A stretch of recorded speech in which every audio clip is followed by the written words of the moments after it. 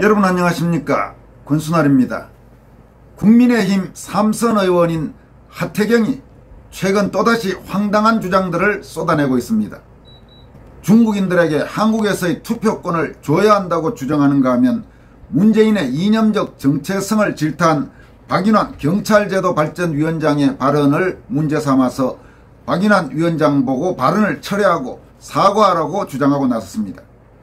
하태경의 이 같은 주장들과 관련해서 호남 우파 지식인인 이양성 군산대 교수가 하태경을 통렬히 질타하고 나섰습니다. 이 교수는 또 하태경과 함께 주로 행동해온 이준석과 유승민에 대해서도 강도 높게 비판했습니다. 이양성 교수는 간첩 옹호하는 하태경의 또라이 발언이라는 제목의 SNS 글을 통해서 지금 한국의 간첩 논쟁이 벌어지고 있다. 모든 게 문재인물 문재인 때문이다.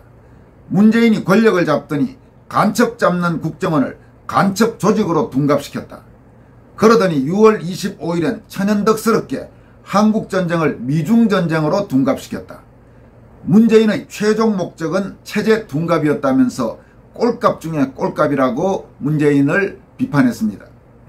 이양성 교수는 이어서 그런 문재인 꼴을 보고 보수를 자처하는 하태경도 뚜껑이 열릴만한데 오히려 문재인을 엄호하고 나섰다.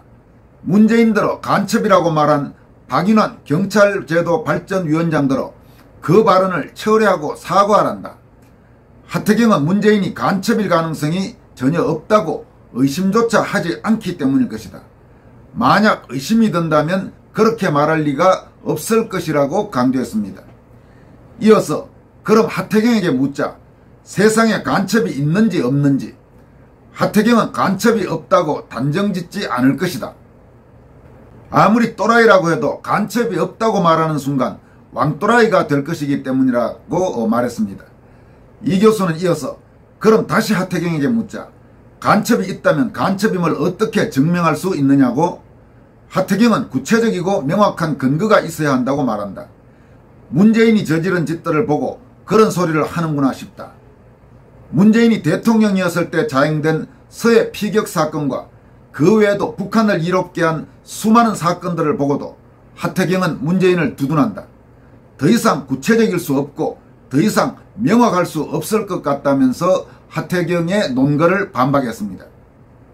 이 교수는 하태경은 잡혀진 간첩들이 무슨 음모에 의해 만들어진 것들이라고 믿고 있는 음모론자에 가깝다. 한국에만 존재하는 위험한 음모론자들은 실제 간첩은 없고 어떤 음모에 의해 그 간첩들이 만들어졌다고 믿는 이들이다. 음모론자들은 현실을 보지 못하고 판타지 속에 산다. 간첩은 있다. 하태경 옆에 있을 수도 있다라고 일침을 가했습니다. 이 교수는 또 하태경은 이미 극강 또라이 발언을 한 적이 있다. 중국인들에게 투표권을 줘야 한다는 요지였다.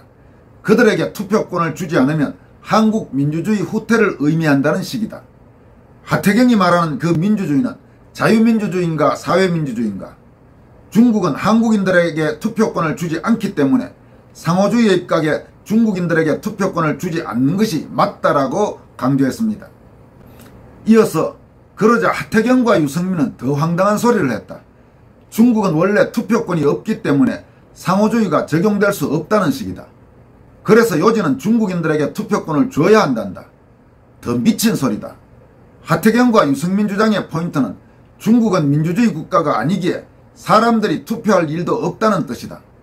그럼 민주주의도 알지 못하고 투표를 해본 적도 없는 중국인들로 하여금 한국에서 투표권을 행사하게 하자는 뜻이 된다.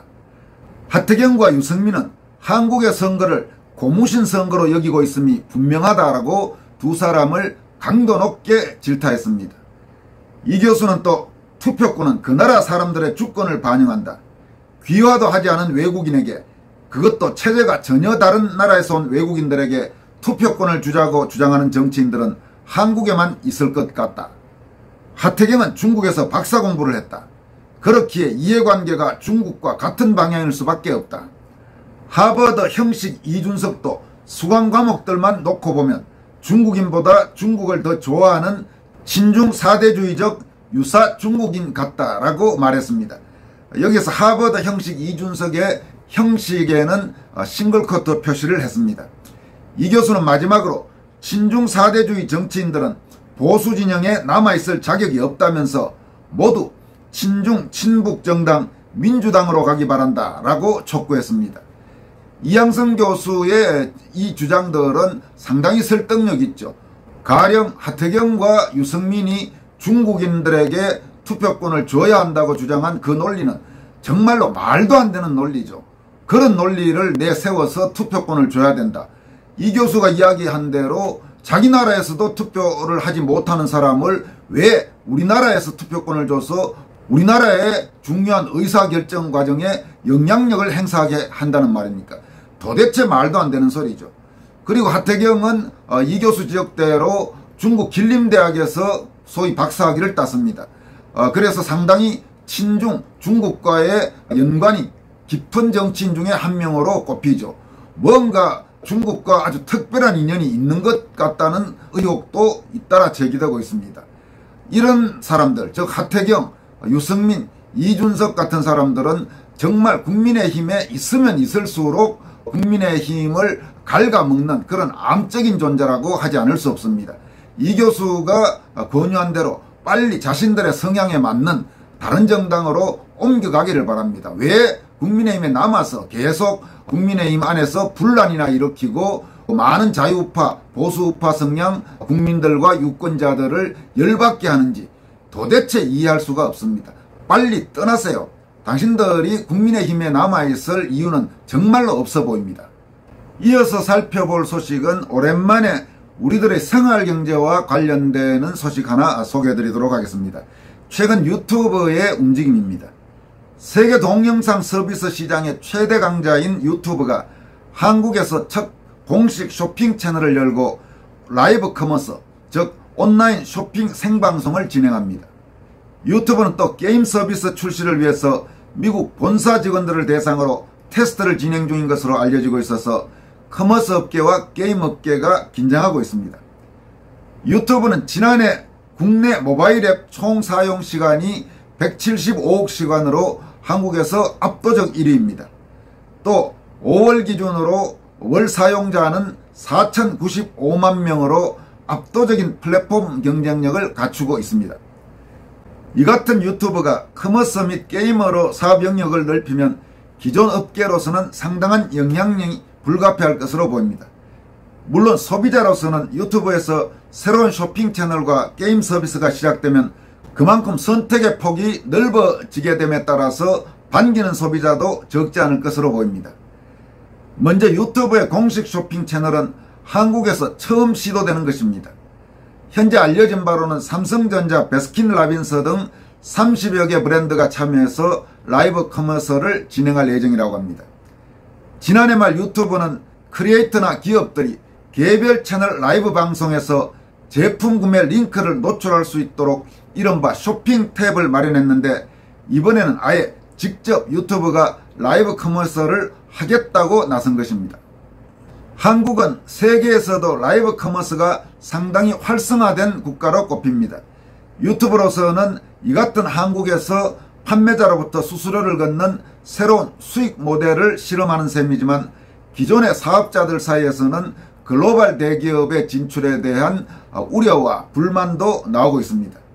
최근 3년간 한국에서는 네이버, 카카오 같은 대기업이 라이브 커머스에 뛰어들었는데 유튜브까지 진출하면서 시장은 한층 경쟁이 치열해질 것으로 보입니다. 유통업계에서는 소비자들이 유튜브에서 제품 리뷰를 검색하고 자신이 좋아하는 유튜브가 홍보하는 제품을 믿고 구매하는 최근의 소비 트렌드를 감안하면 유튜브의 라이브 커머스 진출은 상당히 큰 영향이 있을 것으로 예상했습니다. 유튜브는 또 게임 분야에도 관심을 갖고 있습니다. 최근 월스트리트 저널 보도에 따르면 유튜브의 모회사인 구글은 직원들에게 유튜브 게임 서비스인 플레이어벌스 테스트 초대 이메일을 보냈다고 합니다. 플레이어벌스는 컴퓨터 웹사이트와 모바일 앱으로 이용할 수 있고 유튜브에서 영상을 보다가 곧바로 게임을 할 수 있는 게 특징입니다. 유튜브는 게임 플레이나 리뷰 영상을 업로드하는 유튜버들이 활발하게 활동하고 게임의 주요 타겟층인 20, 30대 이용자가 많은 만큼 관련 업계에서는 상당히 신경을 쓰고 있습니다. 게임 업계 측에서는 게임의 제작만큼이나 홍보와 이용자 모집이 중요한데 유튜브의 이용자 규모와 플랫폼으로서의 인기를 감안하면 출발선 자체가 다르다고 말했다고 조선일보는 보도하고 있습니다. 유튜브가 동영상 서비스의 영향력을 이용해서 영역을 확대한 것은 이번이 처음은 아닙니다. 최근 유튜브 뮤직은 10년 넘게 국내 음원 시장의 절대 강자로 군림해온 멜론을 제치고 이 분야, 즉 국내 음원 시장 분야에서 1위로 올랐었습니다.